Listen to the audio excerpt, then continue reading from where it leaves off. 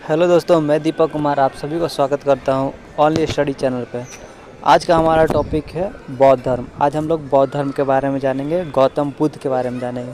बौद्ध धर्म के संस्थापक कौन है? गौतम बुद्ध। उनके बारे में आज टोटल उनके बारे में जानेंगे, चर्चा करेंगे। ठीक है, चलिए शुरू करते हैं वीडियो आज का। सबसे पहले हम देख लेते हैं बौद्ध धर्म का संस्थापक कौन है? गौतम बुद्ध। बौद्ध धर्म का संस्थापक कौन है? गौतम बुद्ध। ठीक है, उनका जन्म कब हुआ था? 563 ईसा पूर्व में इनका जन्म हुआ था। कहाँ पे? कपिलवस्तु के एक लुम्बिनी नाम का ग्राम है, लुम्बिनी ग्राम में इनका जन्म हुआ था। कपिलवस्तु कहाँ पे? अभी फ़िलहाल नेपाल में है कपिलवस्तु। ठीक है, आगे देख लेते हैं आगे क्या है। गौतम बुद्ध के पिताजी का क्या नाम था? राजा शुद्धोधन शाक्य गणराज्य के मतलब शासक थे। उनके जो पिता थे किस गणराज्य के थे? शाक्य गणराज्य के शासक थे।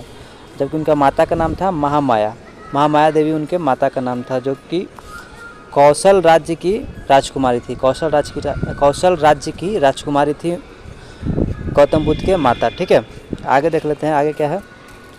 गौतम बुद्ध के बचपन का नाम था सिद्धार्थ। बचपन में उन्हें सिद्धार्थ नाम से जाना जाता था। ठीक है,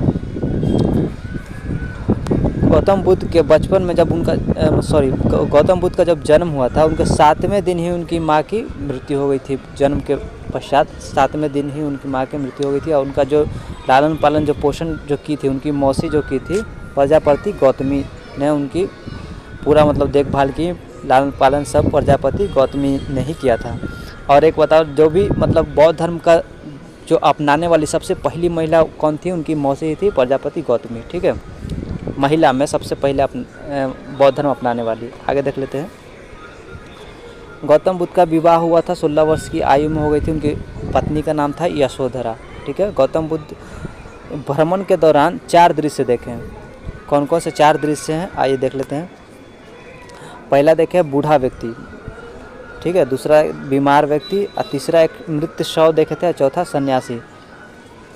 4 व्यक्ति देखे, मतलब गौतम बुद्ध जब भ्रमण पर निकले तो उस दौरान 4 दृश्य देखे। पहला बूढ़ा व्यक्ति, दूसरा बीमार व्यक्ति, तीसरा एक शव जो मृत शव था, मृत शरीर, चौथा था सन्यासी व्यक्ति। ठीक है, इस घटना के बाद गौतम बुद्ध अत्यंत प्रभावित हुए। मतलब जब ये देखे चारों चीज़, जैसे जैसे भ्रमण करते गए चारों चीज़ देखे, वो बहुत अत्यंत प्रभावित हुए इससे।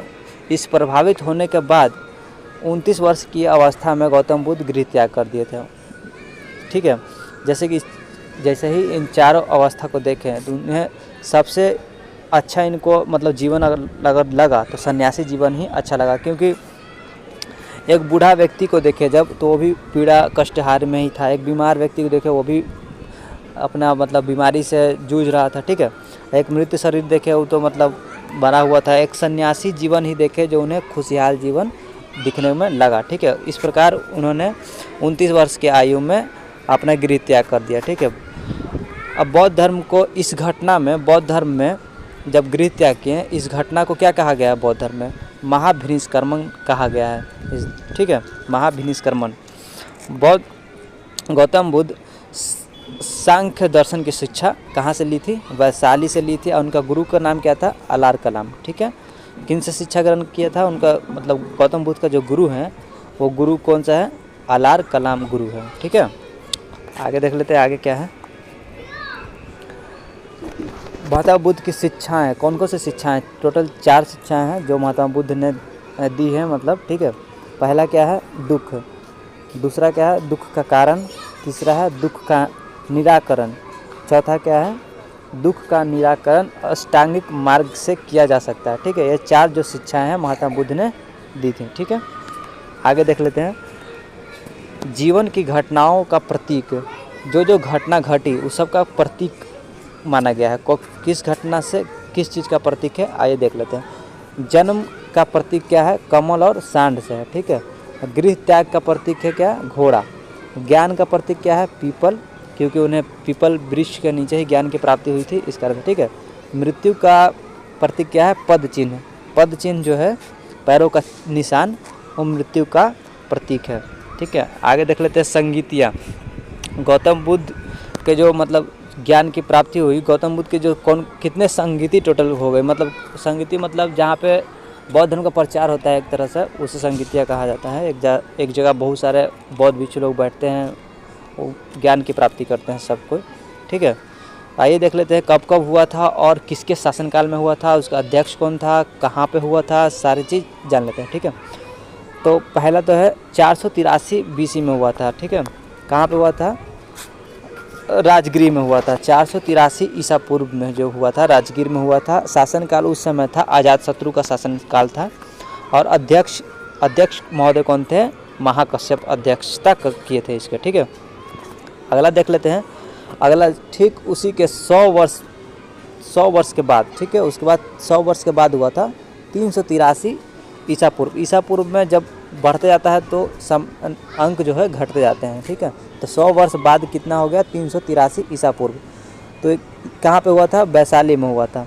इसका शासनकाल किसका था, कालाशोक का शासनकाल था उस समय, और इसकी अध्यक्षता सबकामी ने अध्यक्षता की थी। ठीक है, अगला कब हुआ था, उसके बाद हुआ था तीसरा बौद्ध संधि 255 ईसा पूर्व में हुआ था पाटलिपुत्रा में, जिसका शासनकाल उस समय था, अशोक का शासनकाल उस समय चल रहा था, और अध्यक्षता किए थे मोगलीपुत्तिस ने इसकी अध्यक्षता की थी। ठीक है, चौथा जो बौद्ध संगति है 1 AD में हुआ था, मतलब 72 ईस्वी में हुआ था। ठीक है, तो 1 AD इसको कहा जाता है, प्रथम शताब्दी। कहाँ पे हुआ था, कुंडलवन कश्मीर में हुआ था।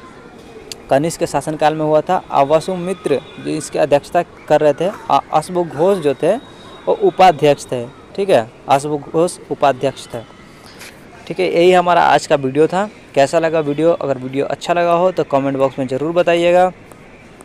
तो चैनल को लाइक करिएगा, शेयर सब्सक्राइब करिएगा, और अपने दोस्तों को ज़रूर भेजिएगा वीडियो। ठीक है, अगर आप चाहते हैं कि ये नोट्स, आपको अगर नोट्स चाहिए इस वीडियो का, तो मैं अपने टेलीग्राम पे इस नोट्स डाल दूंगा, आप टेलीग्राम से जाकर डाउनलोड कर लें। टेलीग्राम का लिंक हम डाल देंगे, कमेंट बॉक्स में पिन कर देंगे, वहाँ से आप टेलीग्राम चैनल ज्वाइन कर सकते हैं। ठीक है, मिलते हैं अगला वीडियो में, तब तक के लिए धन्यवाद, जय हिंद।